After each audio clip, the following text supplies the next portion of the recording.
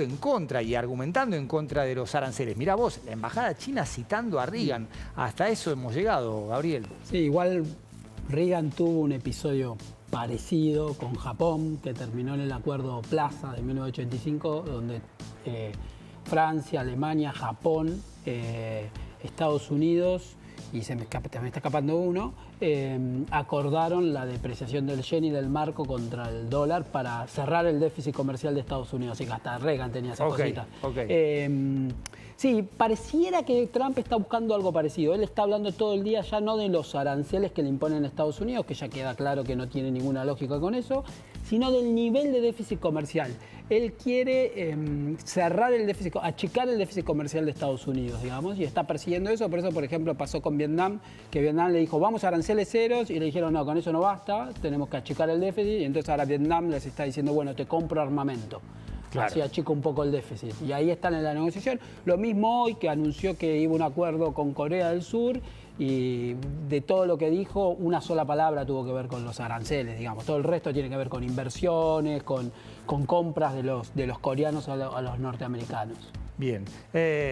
Por supuesto que es una noticia en desarrollo y tenemos que esperar un tiempo de cuánto, meses, semanas, para ver qué queda de aquel anuncio de los aranceles esparcidos por todo el mundo. Están entrando en vigor los aranceles, el mercado soñaba con que bueno, de hecho ayer salió un cable falso, digamos, de que se suspendieran, que hubiera un impasse de 90, 60 días, cosa que finalmente no pasó. Europa y Japón están más proclives a negociar. Y China está muy duro, digamos, dice que básicamente China dice que lo están extorsionando. Sí. Entonces ahí parece que las 12 principales economías del mundo van a ir definitivamente a una guerra comercial. Eso va a provocar que Estados Unidos se desacelere, va a provocar que entre en recesión, que China desacelere o entre en recesión. Europa está muy preocupada porque piensa que lo que China no pueda vender en Estados Unidos lo va a vender más barato en Europa. De hecho, el yuan se está depreciando, fuerte también. Entonces se está armando todo un caldo de cultivo para que el contexto internacional, que se deterioró mucho en las últimas semanas, se sostenga con este nivel de deterioro. Gabriel, ¿y qué estás viendo en particular? ¿Cómo impacta esto en la Argentina? Y particularmente, ¿qué es lo que impacta más? ¿El deterioro que puede haber desde el comercio internacional o un riesgo país ya por encima de los 950 puntos, petróleo, soja? O sea, en realidad el impacto viene de todo junto. Argentina tiene una cosa que no terminó de solucionar, que es la unificación cambiaria, que es el prerequisito que tiene Argentina para volver a acceder a los mercados, digamos. Nadie te va a prestar si después no puede retirar, nadie va a querer entrar si después no puede salir. No lo logró todavía, está ahí intentando ahora con el acuerdo con el fondo, y el contexto internacional se complicó mucho.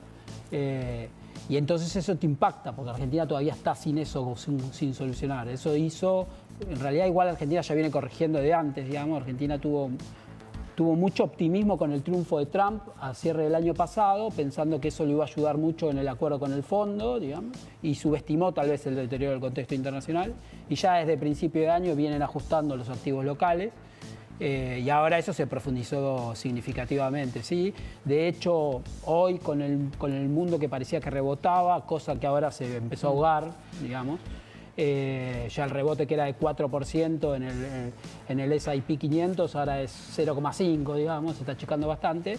Acá el clima está bastante, te diría, turbulento, digamos, seguimos teniendo presión en tipo de cambio, seguimos teniendo presión en la curva en pesos, o sea, es un momento complicado, cargado de mucha incertidumbre. Ya estaba lo local, como os decía, la semana pasada todo el tiempo el acuerdo con el fondo, y ahora se sumó el externo.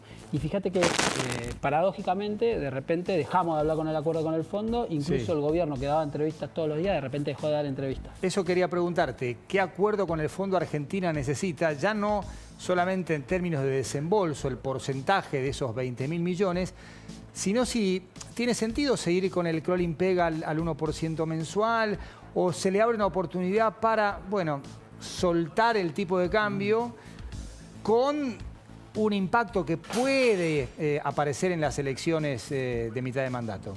Sí, es buena la pregunta. El mercado es como que dejó de creer que sea posible, digamos, unificar a este tipo de cambio. Al fin del año pasado estaba muy confiado, el mercado había comprado eso, y ahora parecería que lo dejó de creer, con lo cual necesitas un acuerdo con un desembolso inicial muy suculento para volverlo a convencer, me parece. Y eso es lo que está en duda, digamos. En parte es eso, y en parte es el camino hacia qué va a pasar, si va a desaparecer el Blen o no. El Blen tiene todos los números, porque el fondo ya incluso escribió staff reports diciendo que el Blen se tenía que ir, digamos. Entonces, tiene todos los números. Y eso es oferta de los exportadores en el CCL-MEP. Entonces, si eso se va a ir, o vas a tener que intervenir más, o necesariamente va a haber un poco más de brecha. Claro. Así que esas son todas las dudas que tiene el mercado. Vas a necesitar un buen acuerdo con un buen desembolso inicial. Yo igual creo que el acuerdo va a salir, el acuerdo es indispensable para Argentina, porque Argentina necesita que le refinancien lo que le tiene que pagar el fondo. Después viene esto, que es el extra, digamos, que tiene que ver en qué condiciones Argentina puede encarar la unificación, que políticamente pareciera raro que fuera antes de las elecciones, digamos, más si va a tener una corrección del tipo de cambio. Gabriel, ¿se complica la desaceleración de la inflación como mostró ayer el REM? ¿Cómo lo estás viendo vos? Sí, la inflación tuvo entre comillas, un rebote, digamos. Yo digo entre comillas porque no son procesos lineales las desinflaciones, y encima el gobierno ha contribuido en algunos meses, juntando efectos nivel de precio, a que ese dato en particular baje mucho. Eso pasó en enero con la eliminación del último pedazo del país. Entonces después esa baja no se sostiene y tenés como un rebote. Entonces, como una volatilidad autoconstruida que después se vuelve en contra, digamos. Pero sí, la inflación de alimentos, sobre todo, de la mano de la carne, también del impacto de algunas medidas que tomó el gobierno, como la eliminación transitoria, la reducción transitoria de la alícuota de DEX, hizo como un repunte, digamos, y eso está complicando los números de inflación. Complicó los números de inflación de febrero, lo va a hacer con lo de marzo, pero es indiscutible la desinflación. Lo que pasa es que buena parte de ella dependió de un ancla cambiaria, que ahora está en duda. Entonces, claramente, si vos te ves forzado a abandonar el ancla cambiaria en algún momento, vas a tener una reaceleración que hay ancla fiscal, debería ser transitoria, y todos esperamos que sea lo más transitoria posible si finalmente pasa así. Y con relación a la política cambiaria, ¿qué es lo correcto y qué es lo conveniente? Y si es más importante lo correcto o lo conveniente, vuelvo a hablar de la elección de mitad de mandato, donde un gobierno que tiene poco representante en el Congreso necesita engordar sus listas.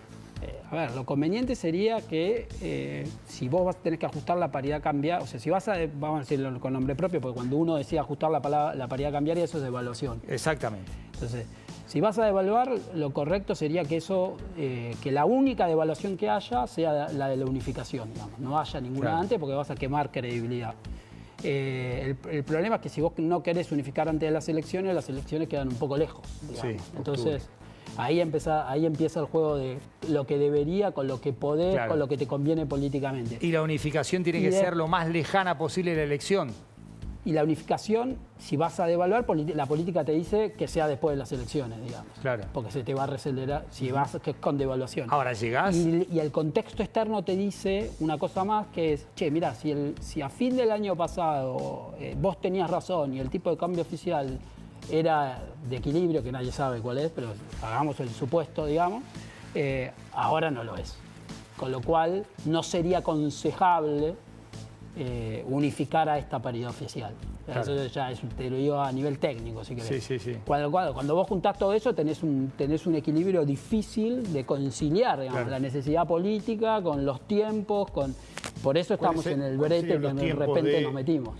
Controlar esa volatilidad de salir del cepo, por ejemplo, que son 5 meses, 6 meses, un año. No, igual vos podés salir e intervenir, digamos. Nadie está esperando que unifiques y no intervengas.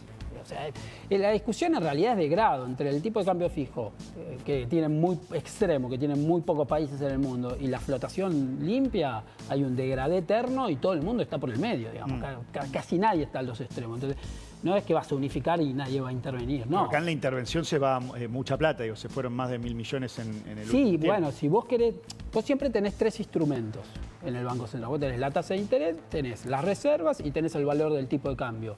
Si vos querés sostener un tipo de cambio bajo con una tasa de interés baja, digamos, o que no es, vas a tener que gastar muchas reservas. En cambio, si vos estás dispuesto a subir el precio de ese tipo de cambio, defenderlo más arriba y subir la tasa de interés para que la tasa de interés incremente el costo de oportunidad de ir a correr a ese tipo de cambio, digamos, el diferencial de tasa, lo que se llama el diferencial de tasa en dólares, entonces vas a necesitar menos reserva. Acá el problema cuando los gobiernos siempre quieren, antes de las elecciones, dólar barato, tasa baja, y entonces empezás a perder mucha reserva. Ahora, ¿no le genera una oportunidad este contexto externo a hacer algo, si querés, hasta contracultural?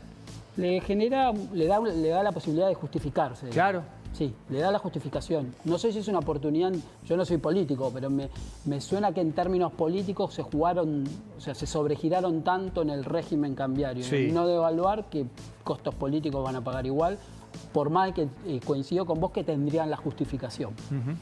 Y este La contexto... parte política, perdón, Sí. políticamente es como le tendrían que echar la culpa a Trump también. Claro, con lo que eso significa, ¿no? En términos de la relación personal que hay entre Pero Trump yo no y soy Milei. político, o sea, no, No, es lo mío. o sea, por eso te hablo de lo correcto y lo conveniente. Y este contexto internacional también puede traer menor crecimiento del que se esperaba para la Argentina. Sí, porque China va...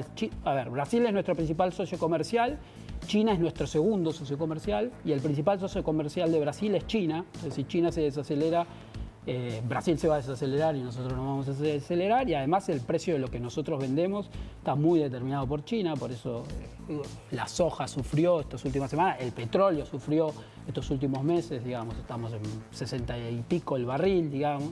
El año pasado, cuando hablaban de enfermedad holandesa por vaca muerta, estábamos en 80, fíjate lo que ha pasado. Entonces, hay toda una redefinición del contexto internacional que Argentina es negativo en términos de actividad y en términos de cuenta corriente. Gabriel, un placer haberte tenido acá. No, a ustedes. Gracias.